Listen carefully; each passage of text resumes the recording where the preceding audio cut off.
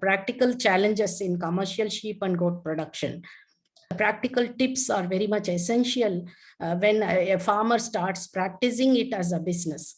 So here, with my experience of around nearly 12 years with most of sheep and goat rearers, I have seen some of the farmers as traditional keepers, as well as some are budding commercial entrepreneurs. So here I am going to cover everything about the tips or some practical knowledge I have gained by seeing these persons, as well as overlapping with some of the researches which we have carried out.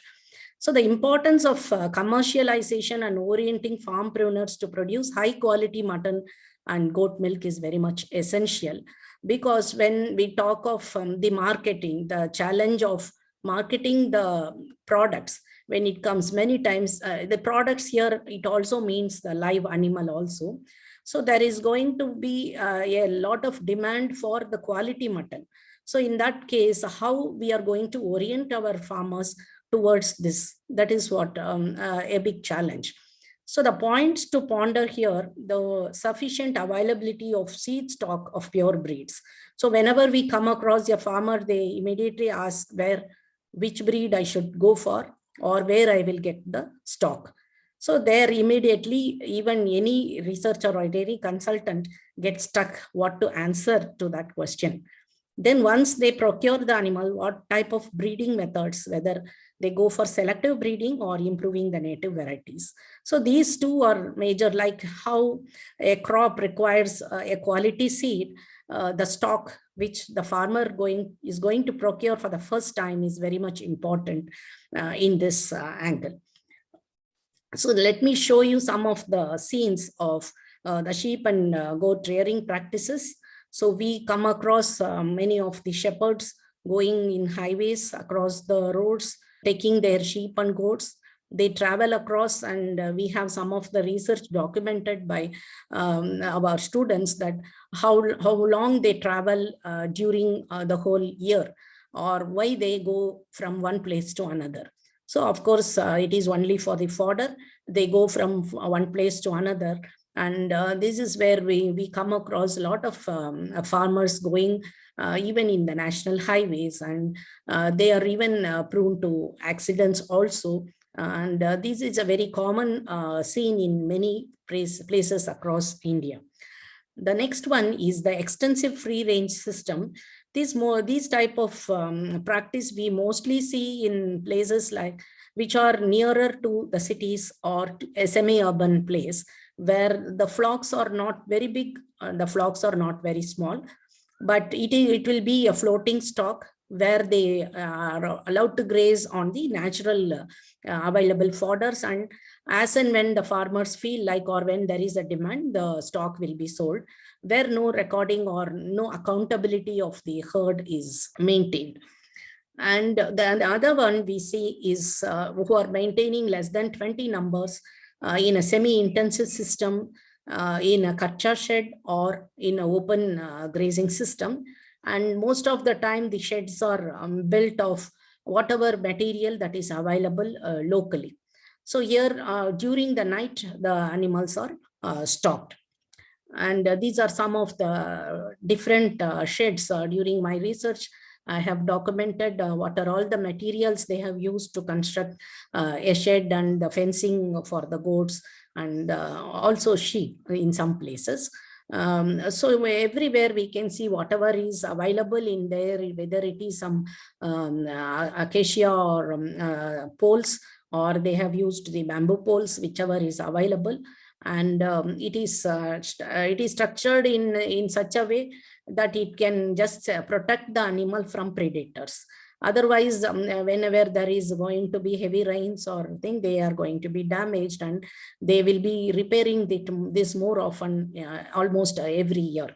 This is what a major challenge they face. Then coming to the intensive system. So here there are a few farmers who have made a raised platform and with an investment and with a long forethought, where they are going, this investment are going to be for many years so that it will fetch revenue.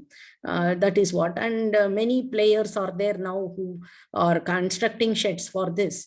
But whether it is always essential or not is a question.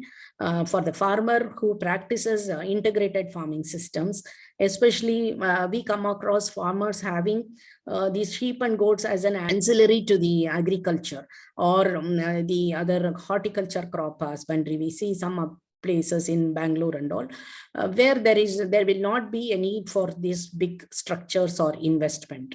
So this is a preview of whatever we observe around us. So when we talk of this commercialization and orienting farmpreneurs to produce high quality mutton and production, where we are going to have an intense system of rearing, and you are going to have a complete control of the animal, starting from breeding, feeding, and the management. So what the animal was doing as a free range system is totally brought under the control of human, but it is ultimately for the purpose of commercialization or production, or in the terms of body weight gain or the weaning weight or the slaughter weight, to improve upon the slaughter weight. So the main points I will be discussing in my presentation or as a challenge are the breeding, feeding, and management. So under the breeding, the choice of the breed and the breeding method they are going to adopt. And under the feeding, whether the grazing or you're going to have a pasture or a fodder area developed for feeding all through the year. Then in the construction, management, housing, and how the disease control, these are the two major challenges we come across. Apart from that, the marketing challenge will also be taken. So let us take the first challenge, availability of the seed stock of pure breeds. As I said in the first place, where the farmer asks, what is the choice of the breed? What breed I should choose? As soon as they will come with full excitement after watching some YouTubes or attending some sessions like this, or taking some one-day training in some of the agriculture or veterinary universities or Krishi Vigyan Kendra. They come to us and approach us for what is the breed I should choose. Because most of them are fascinated by seeing the pure breeds maintained in some farms which are normally projected in the YouTube as a successful thing.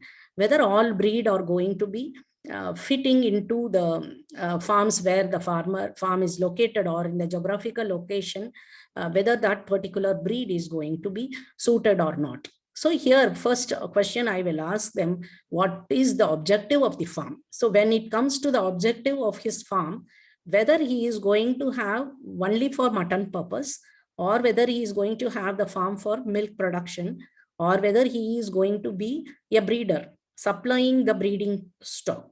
So definitely we need all these three people if at all we want to improve upon the production purpose.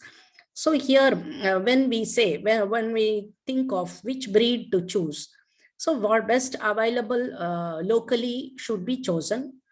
Any breed that is native for that particular particular state should be the first choice.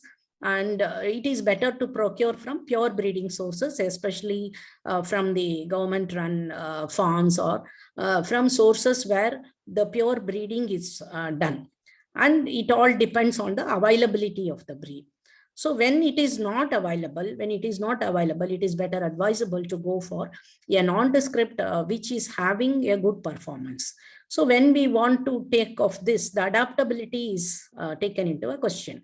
So suddenly a farmer brings a Sirohi or a beetle or some other breed from northern India to southern India, and they think that a bigger goat will be having more production. Instead of maintaining 5-6 small goats, I can have one big goat. So whether that is adaptable to the rearing practice, whatever he is going to do, or whether it is geographically or climate is suitable for that particular breed. The next one to take is prolificacy. So these sheep and goats have the tendency to breed 3 times in a period of 2 years.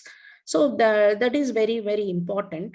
So then only the progenies will be increasing in number, and then he will be going to. When we talk of these goats, they are having twins or more than 2 kids.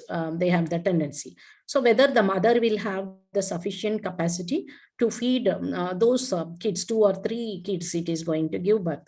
So the milking capacity is also very important. So of all those, the performance potential is very important. The performance potential is assessed based on the average daily gain. So how much gain the animal is going to gain in form of body weight. So whether the farmer is going to get trained in these aspects is very important. So we need to have focus on these aspects, how to see the growth rate, to observe the uniformity in the growth rate of the flock that he has purchased. So in some of the studies, what we have done is some farmers were just like a broiler poultry farm, like that they buy only the male lambs or the male young ones and rear them till they are slaughtered. So that is also one of the good method to improve the mutton quality, and where he will not be concentrating on breeding aspect of that, just rearing for body weight gain and selling the animal for slaughter. So these are all the things which we have to practically think when we want to choose the breed. If we are going to take whether it is a pure breed or whether it is a nondescript selective breeding, so what is the method of breeding you are going to adopt? Whether it is a natural breeding method. If it is a natural breeding method, the sex ratio is 20:1 or 2, and the males have to be replaced once in 2 years, and of course few of the females also has to be replaced.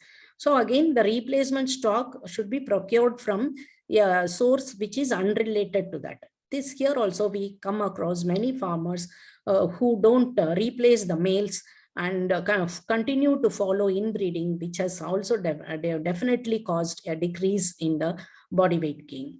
Then, of course, the farmer has to check for any inherited disorders which are trickling through male line or the female line.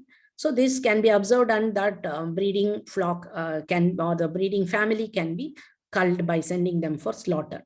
And of course, this behavioral disorders, what we observe is when the flock is going together, a few of the animal will go astray, and this is one of the tendency which is going uncontrollable by the farm manager or the person who is tending the animals.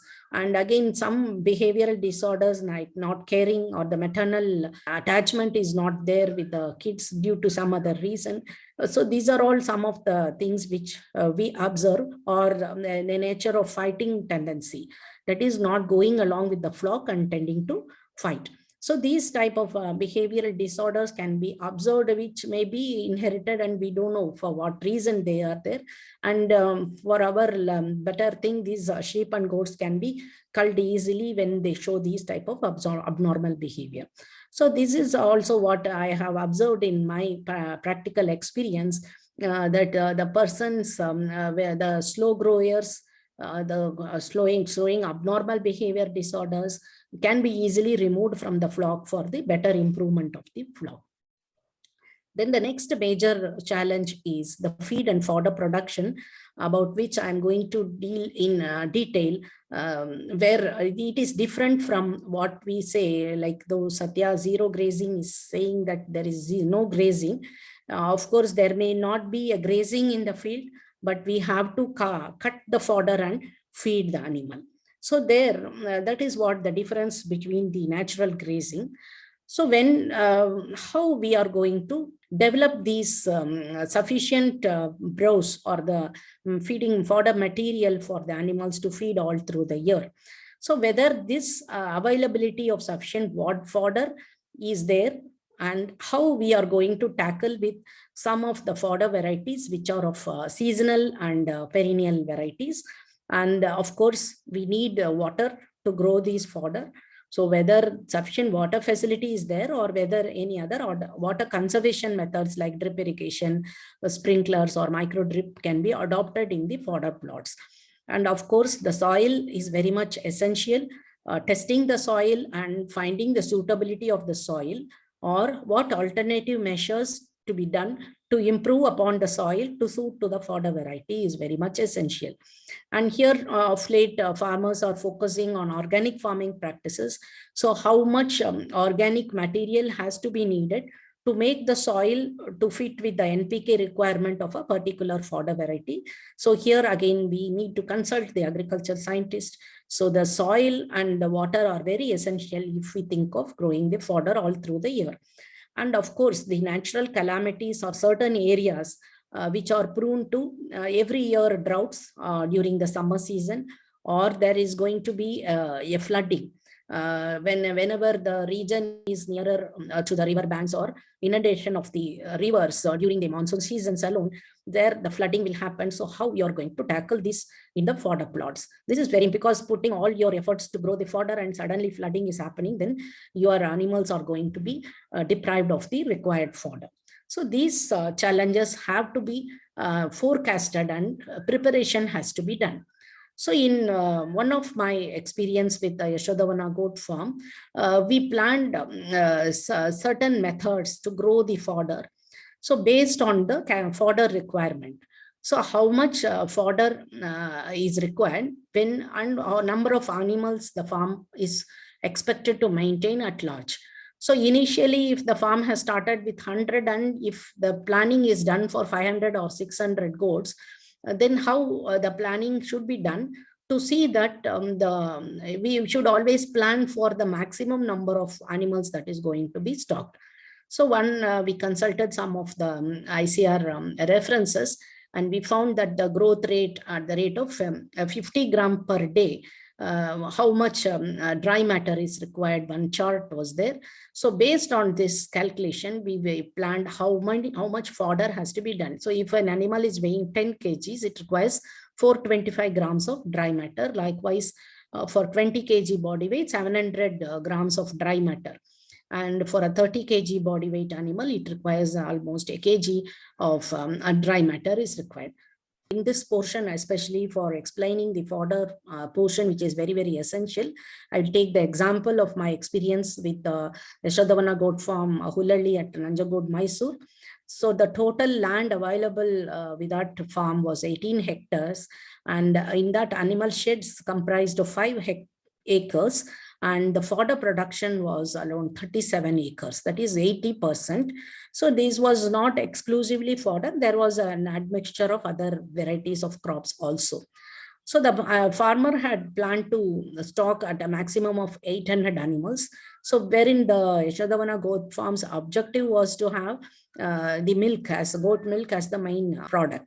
So in that instance, the farmer was expecting to sell 500 liters of milk per day in the long range. So then we sat together and planned how we can make an estimate for production of the fodder for 800 animals.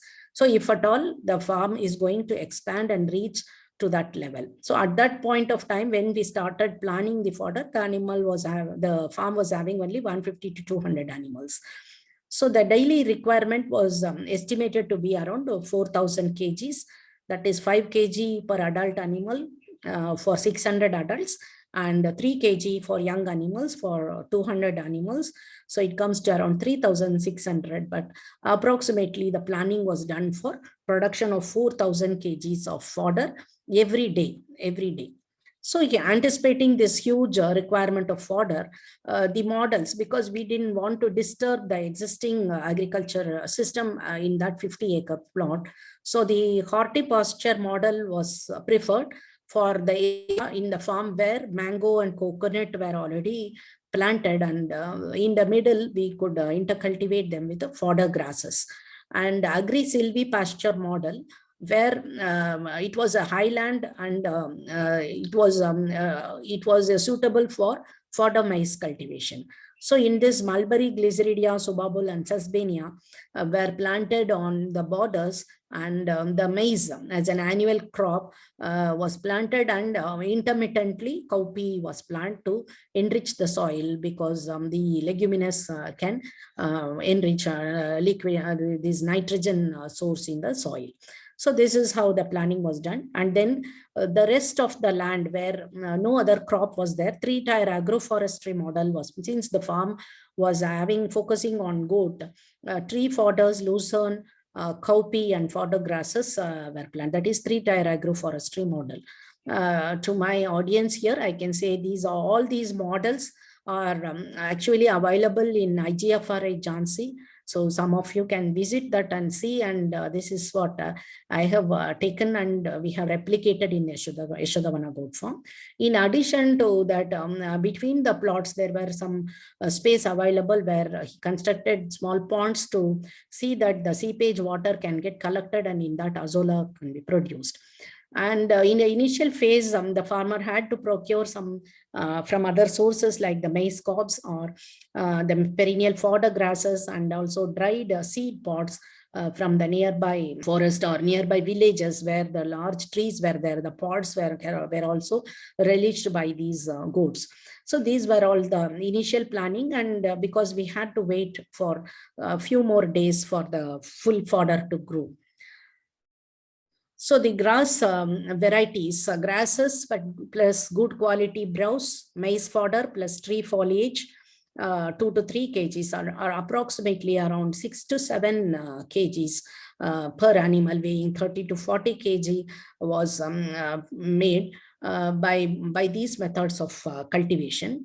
And the method of sowing, the planning was done how much in each tree, how much leaf yield will be there, like that. Based on that, 1 lakh sesbania trees, and then mulberry, 1000 glyceridia, 1000 subabal trees on the periphery. Wherever wasteland was or elevated areas were there, we planted some of the fodder trees only, which will meet especially during the summer season.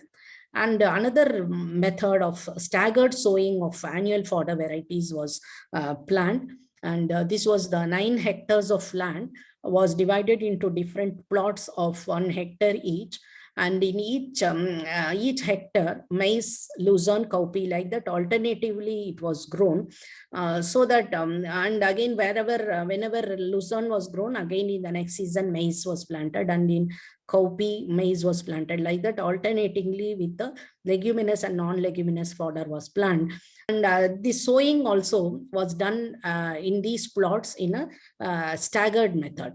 That is with a gap of 15 days between the sowing. Hedge lucerne, velvet bean or cowpea or were also bordered there, so that we could get some tree leaves also harvested. So you can see in this picture about the plots where we have grown some of the bush and the grasses. So this fodder sowing management is a very important aspect, especially in intensive production system. As I said, because we need 4,000 kgs per day. So any farmer has to plan like this based on the number of goats he is going to have and the area available for fodder production. And these are some of the pictures to show the staggered sowing of fodder varieties, the lucerne or the fodder maize. Then the alternating plots. You can see here that is the harvested plot, and the next plot is ready for harvest. So when we do this 15 days gap, that is for feeding the goats, it will take meet the requirement for 15 days. And by that time, the next plot will be ready. So when we are going to feed leguminous and non-leguminous as an admixture, it helps in the good nourishment of the animals also. So these are some of the pictures showing the staggered sowing of annual fodder crops and also perennial fodders on the borders to meet the fodder requirement all throughout the year. So these are some of the fodder varieties grown in the coconut gardens, and the farmer also has on the long side, you can see some of the mango. So as an intercrop, the grass or the maize were also planted. And of course, these trees were having water supply through drip irrigations. Then how was the concentrate mixture prepared? By using these maize, groundnut cake, rice bran, and with probiotics, mineral mixture, dicalcium phosphate, baking soda, and toxin binder. So a feed mixture was prepared and it was tested again. So whenever a farmer attempts to prepare his own concentrate mixture, it is better to get it analyzed for its nutrient level, consulting some of the labs. So here, these are at the rate of 0.5 to 1.25 kg per day. And this was especially for the adult goats. And the concentrates, again, it was rationed. Whenever plenty of leguminous fodder was available, the proportionate concentrate were reduced so that the protein demand was met by these leguminous fodder or the pods. And what my advice to some of the farmers will be, if at all they are not able to grow fodder in this level because the land constraint is there, they can think of going for unconventional feeds and fodder which are locally available, and feeding methods of dry or wet mash, and also for making total mixed ration blocks can be thought of, where the blocks, we have seen some of our experiments even with a mixture of fodder, grass, dried grass, and then dried leaves of any fruit trees, along with that some concentrates, and everything can be made into blocks which the sheep or the goat can relish in the form of a dry matter.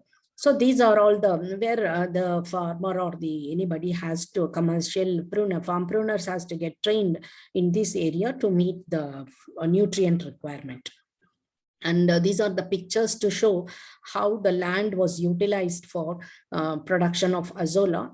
So these were two plots which were having an uneven land size, and in between the farmer planned to make ponds of 4 feet by 20 feet. And you can see the different heights of the tanks. And these were able to collect a lot of seepage water also into these ponds, where they were able to cultivate azolla, and it was mixed along with the concentrates and feeding.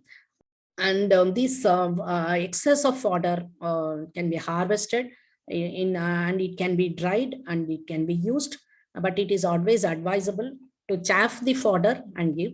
And one of the major tip what we have seen is when a goat or sheep farm engage laborers, they usually cut the green roughage and feed it afresh. Instead, they have to be cut and they have to be allowed for wilting for at least 2 to 3 hours before chaffing or after chaffing.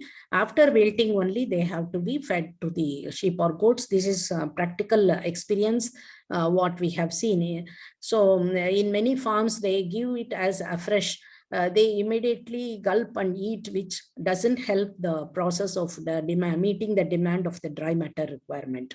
So this is one of the major tip I wanted to tell to the audience here.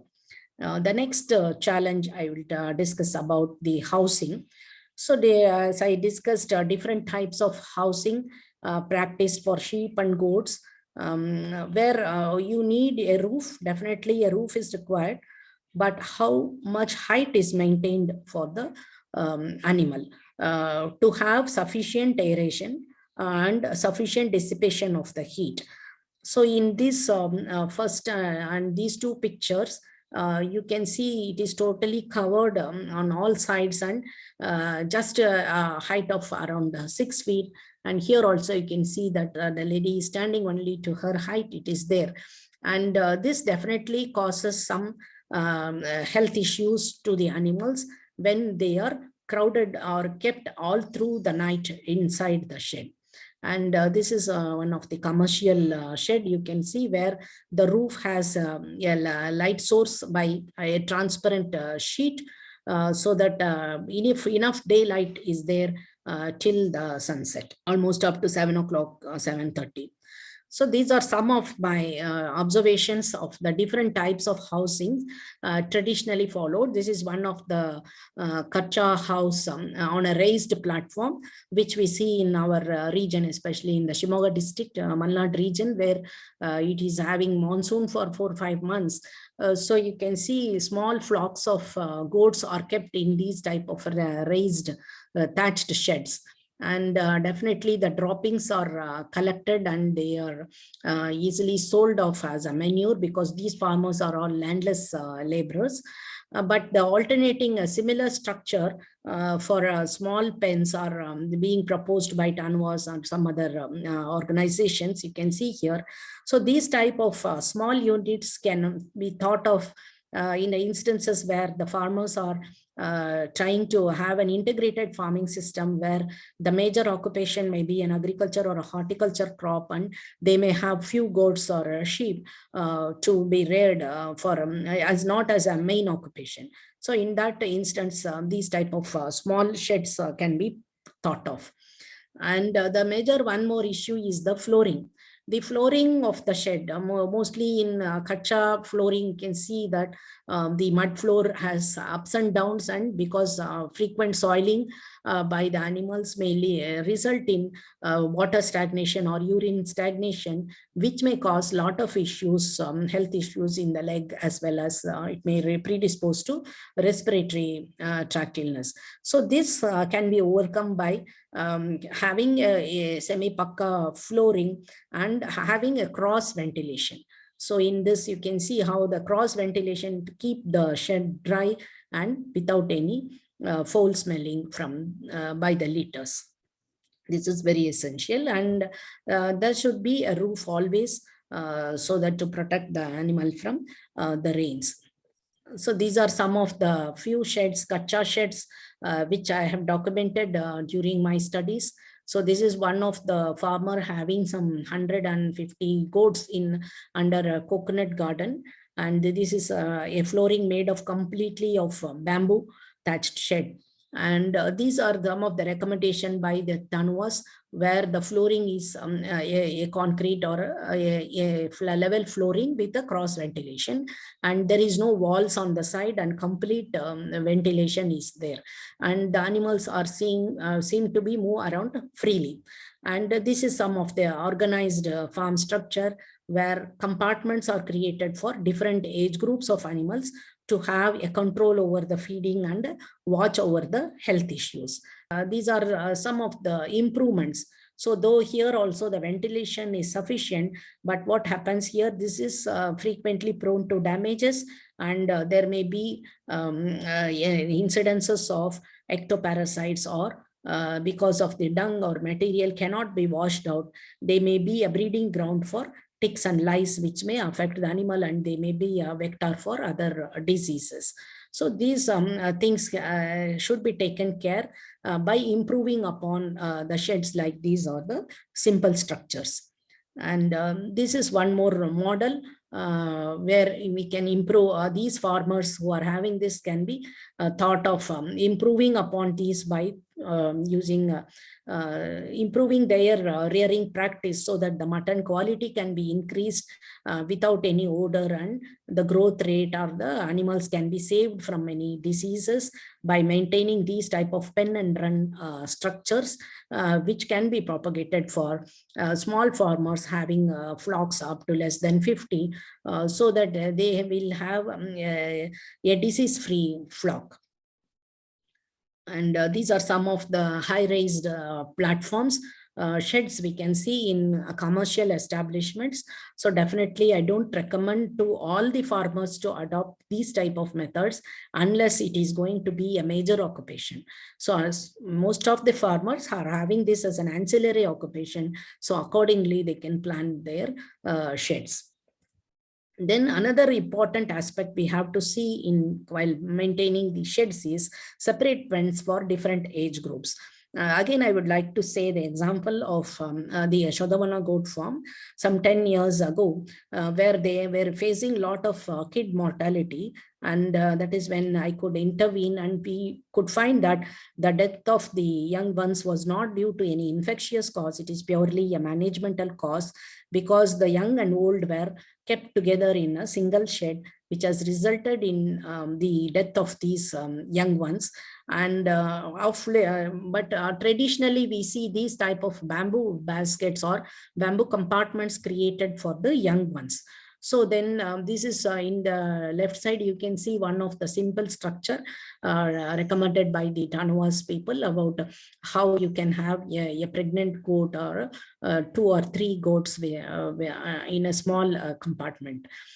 So these the bottom ones are the improvised ones for the pregnant animals to be kept for observation in an individual pen, and as soon as a kid or lamb, they will be having a personal attention and individual attention, so that they also will have the liberty to feed or suckle its mother as many times as possible, at least for the first phase, initial phase. You can see the lamb together with the mother. And another one is taking care of the breeding males.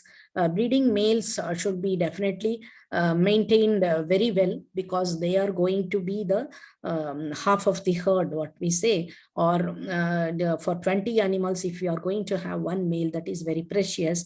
So they should also be kept in separate compartments and cared for, because they are going to be the producers of the future progeny. So the separate pens or sheds should be there for maintaining these breeding males. And again, the lambing pens. So when we keep this type of separate shed, you can see this one of the modified one, this one with the basket, which is traditionally seen. Here an improvised one with the wooden planks. A small unit is made, so the newborn lamb is kept.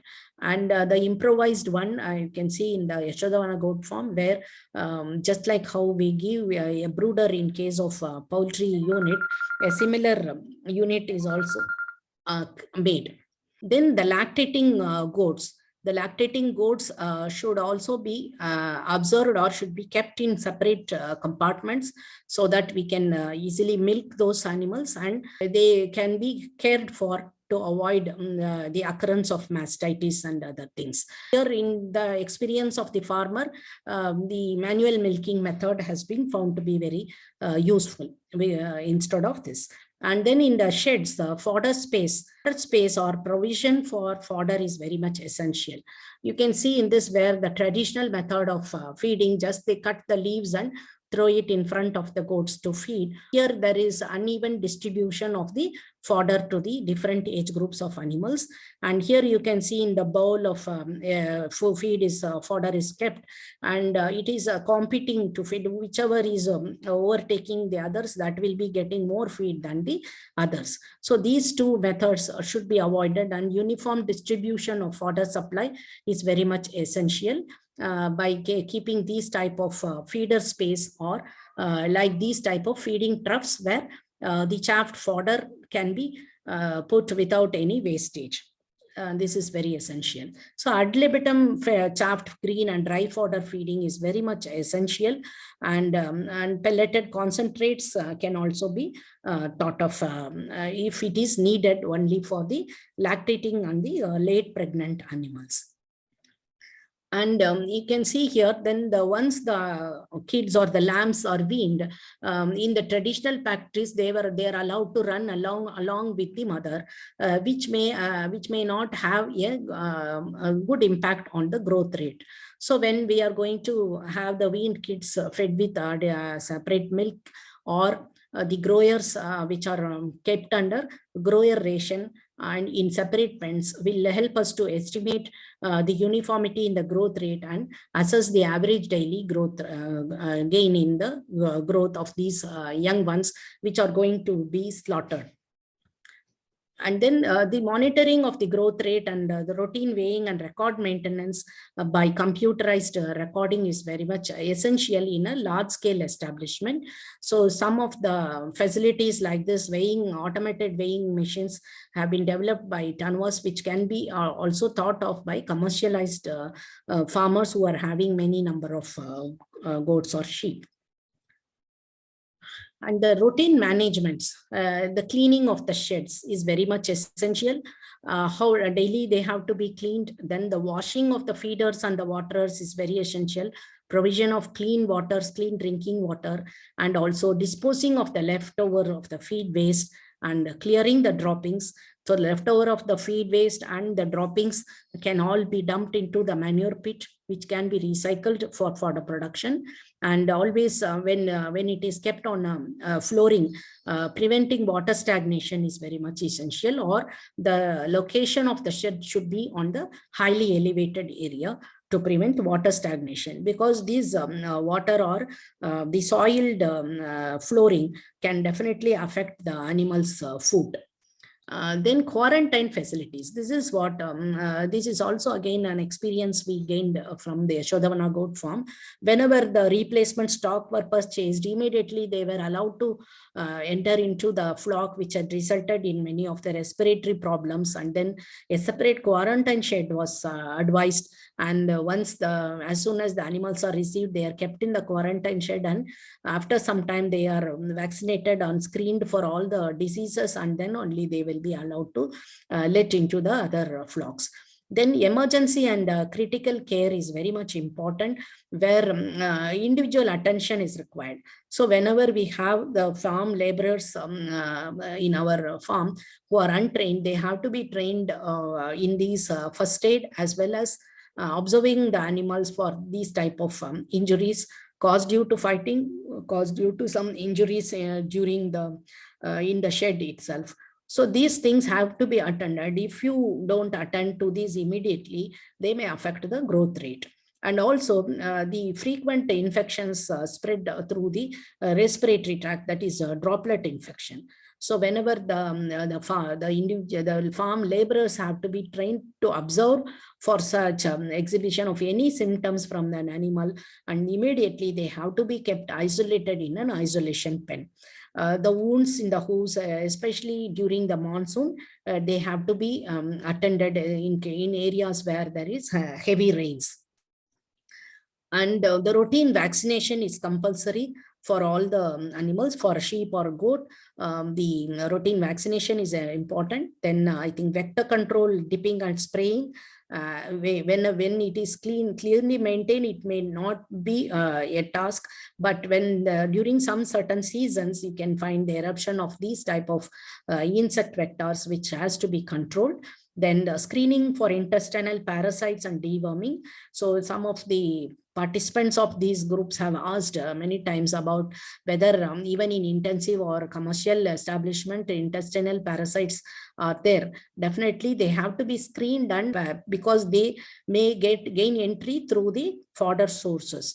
So there may be possibility, and so it has to be screened and then deworming appropriately, and the dosage of the deworming also has to be followed. And then water analysis is very much important, because the contaminants in the water, as well as the mineral level in the water has to be checked, and before we allow the animals to drink. Then observing for any nutritional deficiency, any defects, any so the farmers have to be gain more knowledge on these identifying different nutritional deficiencies, so which is more predominantly seen in the growing stage or in the pregnant goats or the sheep. They have to be observed and attended immediately. So the emergency and critical care is in a mini hospital is definitely required in a commercial enterprise. So because at all the times we cannot have a veterinarian in hand if it is if they are not having an appointed veterinarian. So the prevention is better than the cure. So preventive measures have to be taken to avoid this. Then in the management aspect, another major challenge is the farm laborers.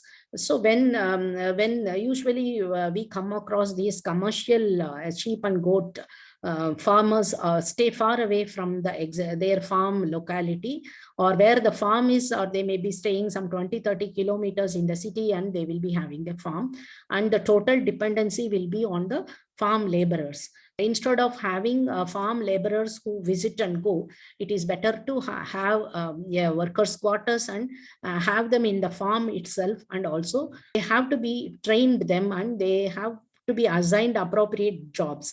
the same person to cut fodder, same person to check for diseases, or the same person to give first aid. It's a very difficult task. So as depending on the size of the flock, the number of laborers and the requirement has to be properly planned, and it is better to have one family of laborers in the farm premises itself, so that at least they will be there to alert in times of emergencies. And also the needs of the laborers family can be met out by medical issue, because the farms are going to be very far away from the city, and in any case of emergency for the farm laborers is also the responsibility of the farm owner to take care, because the crores together animal stock is being cared by these family laborers. So these are some of the very major tasks which is required. And though we have people who tend animals, we don't have people who can maintain the commercial farms. Then the next task is the marketing. Marketing comes from the stock sales, excess males, and even the excess females sometimes have to be, or the aged animals have to be sold, and culling of the poor performers. Then if it is a milk goat farm for goat milk, the milk marketing, how the value addition or how the keeping quality has to be maintained, and the packing methods, how easy it can be packed and it can be transported to the consumers. And the byproducts, either it is a milk byproduct or the byproducts from the dung and manure.